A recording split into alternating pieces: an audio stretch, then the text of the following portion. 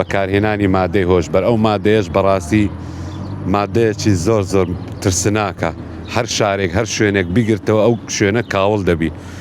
ئێستاش ئەوە لەسەر تەنها بە حکوومەتێ ناکرێ عالەمی بگری، دەبی لەسەرمە مامەستای ئاینی باسکەین، مامەستا لە قوتابخانە، لەسەر دایک و باوکە، لەسەر ئەو کۆمەلگایە هەمووە بە هەمومان پێکەوە دژی هۆشداری بەلاوکەینەوە بۆی خەڵک دوورکەوتەوە لەو مادە هۆشبەرەی، چکە ئەو مادەیە هەوادێ لە زیاد بوونە سەردەمی خۆی لێرانە نەبوو. ئێستا لێرانە لە سنووری ئێمەوە خەڵک دەجرێ. بەڕاستی کارەساتە گەوەی هەندە وڵاتمان لێبێ خەڵک لەسەر جادان بکەوی.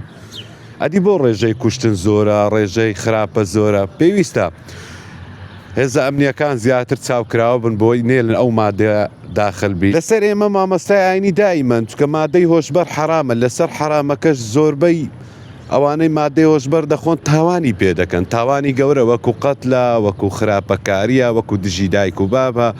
بۆیەشە ئەمە دایمەن بەردەوامین و ئینشاڵڵا بەردەوامیش دەبین، هۆشداری دەدەین بە خەڵک. توش بووە تووشی ئەو مادەی بووە بەڕاستی کەوەی لێدێ پارەی بەدەست ناکەوی، هانە بۆ دزی دەبا، بۆ کوشتن دەبا، بۆ زۆر شت دەبا.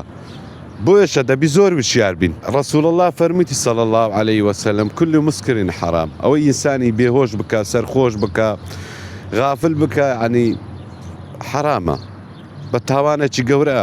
چکە کلیلی گوناحەکان چییە؟ فەرموویتی عارەق و بێهۆشبوونە، ئەو تەریاک و ئەوانەیە. پێویستە تەوبەتی نەسوح بکەن، کە تەوبەیان کرد ڕوو لە قاپی خوای گەورە بکەن، هەوڵدەن ڕێمنایی تەندروستیەکان وەرگرن و تێکەڵای ئەو کەسانە نەکەن ئەوانەی ئینسانی خراپن، لەگە ئینسانی باش هەستن، دوعای زۆر بکەن بۆی خوای گەورە بیان پارێزی